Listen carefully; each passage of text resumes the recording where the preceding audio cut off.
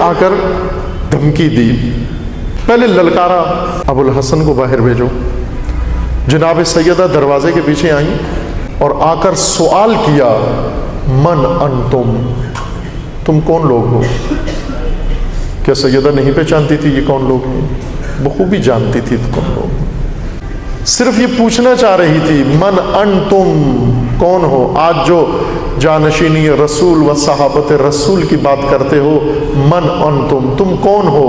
جو بھی ہو زیادہ سے زیادہ یہی ہوں گے میرے بابا کے صحابی ہو گئے۔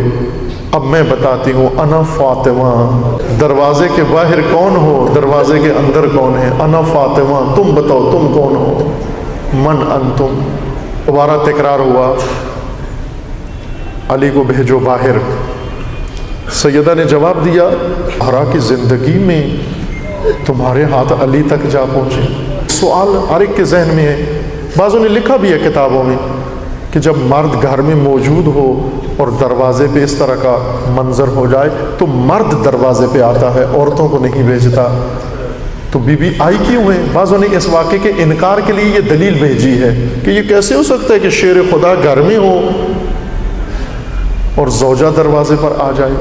ایسا ہی ہے، سوال اٹھتا ہے اور یہ سوال اٹھنا چاہیے لیکن جواب بھی سننا چاہیے۔ شیر خدا اٹھے، دروازے پہ آنا چاہا، جناب سیدہ نے بٹھا دیا، اے علی، جب سے رسول اللہ نے رسالت کا اعلان کیا ہے و ولایت کا اعلان کیا ہے، اس دن سے رسول اللہ کے مقابلے میں لوگ آئے ہیں، لیکن میں نے کبھی رسول کو ان کے مقابلے میں نکلتا ہوا نہیں دیکھا۔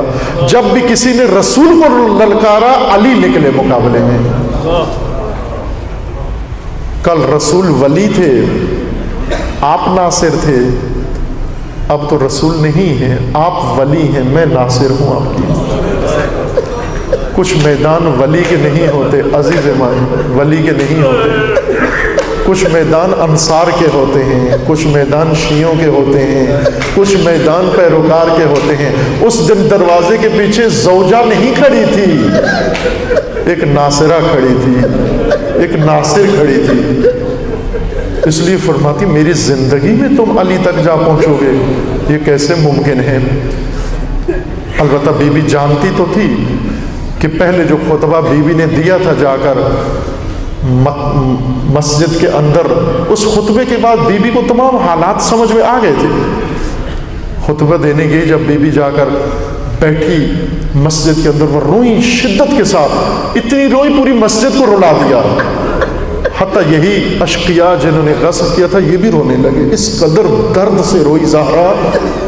لیکن جب خطبہ ختم کر کے واپس آئی، رونے کا انداز بہت بدل چکا تھا، بلک بلک کے وہ سسک سسک کے رو رہی تھی، اس شدت سے رو رہی تھی کہ جب واپس گھر میں پہنچی، دروازے میں داخل ہوئی اور علی انتظار کر رہے تھے جناب سیدہ کا، آئی اور آ کر سیدہ اندر نہیں گئی، باہر ہی ریت پر بیٹھ گئی، خاک پر بیٹھ گئی اور رونے لگی، فریاد کر کے رونے لگی۔ علی نے پوچھا زہرا مجھے لگتا ہے حق نہیں دیا گیا؟ سیدہ فرماتی ہیں اے علی کاش ایسے ہوتا، مجھے حق نہ دیا گیا ہوتا، مجھے جھٹلایا گیا ہے، مجھ سے گواہ مانگے جا رہے ہیں، مجھے کہتے ہیں آپ کے دعویٰ کی سچائی کے لیے گواہ لے کر آؤ۔ سیدہ کو معلوم تھا کس طبقے سے پالا پڑا ہے، فرماتی میری زندگی میں تم علی تک جاؤ گے؟ دھمکی دی جاتی ہے اگر دروازہ نہیں کھولیں گے دروازے کو آگ لگا دیں گے۔ دھمکی دی، پھر انتظار نہیں کیا، پہلے سے ایندھن جمع کر کے لائے ہوئے تھے، ایندھن جمع کر کے لائے ہوئے تھے، فوراً ایندھن رکھا، آگ لگا دی، دروازے پہ آگ لگی، شعلے اٹھے، دھواں اٹھا، در جلنے لگا۔ در جلنے کا بھی انتظار نہیں کیا، جلتے در کو ٹھوکر سے گرا دیا۔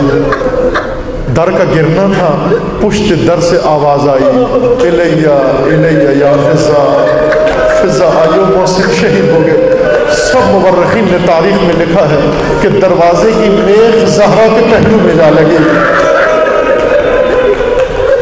پہلو زخمی ہو گیا، زہرا زمین پہ بیٹھ گئی، گر گئی۔ فضا کو بلایا، فضا قریب آتی ہیں، کہا فضا مجھے اٹھانے سے پہلے اپنا کان میرے قریب لاؤ۔ فضا کان لاتی ہیں قریب، فرماتی ہیں فضا علی کو معلوم نہ ہونے پائے زہرا زخمی ہو گئی، محسن شہید ہو گئے۔ کیوں کہ علی کی غربت و تنہائی کا احساس بڑھ جائے گا۔ ایک ناصرہ، ایک حامی مدینے کے اندر، اور وہ بھی زخمی، علی اور احساس تنہائی کریں گے۔ اسی اسنا میں جلتے دروازے کو پھلانگ کر اندر جاتے ہیں اور علی کو لے کر باہر جب واپس آتے ہیں، یہ بڑا دردناک منظر ہے، یہ بہت دردناک منظر ہے۔ شیر خدا کو کیسے لے کر آ رہے ہیں، کس عالم میں لے کر آ رہے ہیں، بس یہاں سے اندازہ لگا لو۔ اس حالت میں لے کر آئے کہ جب علی کو زہرا کے قریب سے گزارا، زہرا کو اپنا پہلو کا درد بھول گیا، اپنے زخمی پہلو سے ہاتھ اٹھایا، علی کے دامن پہ ڈال دیا اور تھام لیا۔ یہ لعین جس نے علی کو تھام لے کر آ رہا تھا، یہ خود بتاتا ہے، ایک خط میں اس نے دوسرے کو بتایا کہ میں نے کس طرح علی کا دامن چھڑایا زہرا سے۔ کہتا ہے میں نے دیکھا جب زہرا کا دامن، علی کا دامن زہرا کے ہاتھ میں آ گیا تو میں نے علی کو اپنی طرف کھینچا چند قدم کہ شاید بی بی زمین پہ تھی کہ یہ ہاتھ چھوٹ جائے، لیکن ہاتھ اتنا مضبوط تھا کہ زہرا زمین پر ساتھ کھینچتی چلی آئی، لیکن ہاتھ نہیں چھوڑا۔ میں سمجھ گیا یہ ہاتھ نہیں چھوٹے گا، یہ گرفت بہت مضبوط ہے۔ یہ لعین کہتا ہے میں نے دائیں بائیں دیکھا، میرے قبری منفذ کھڑا تھا، اس کی کمر بند میں تازیانہ تھا، میں نے تازیانہ کھینچا اور تازیانہ کھینچ کر ہوا میں لہرا کر اس زور سے دست اطہر زہرا پہ مارا کہ تازیانے کا لگنا تھا، نیلے زخم کا نشان پڑا، ہاتھ چھوٹ گیا۔ وہی زخمی ہاتھ علی کی طرف لہرا کر فرماتی ہے علی اللہ کے حوالے، علی اللہ کے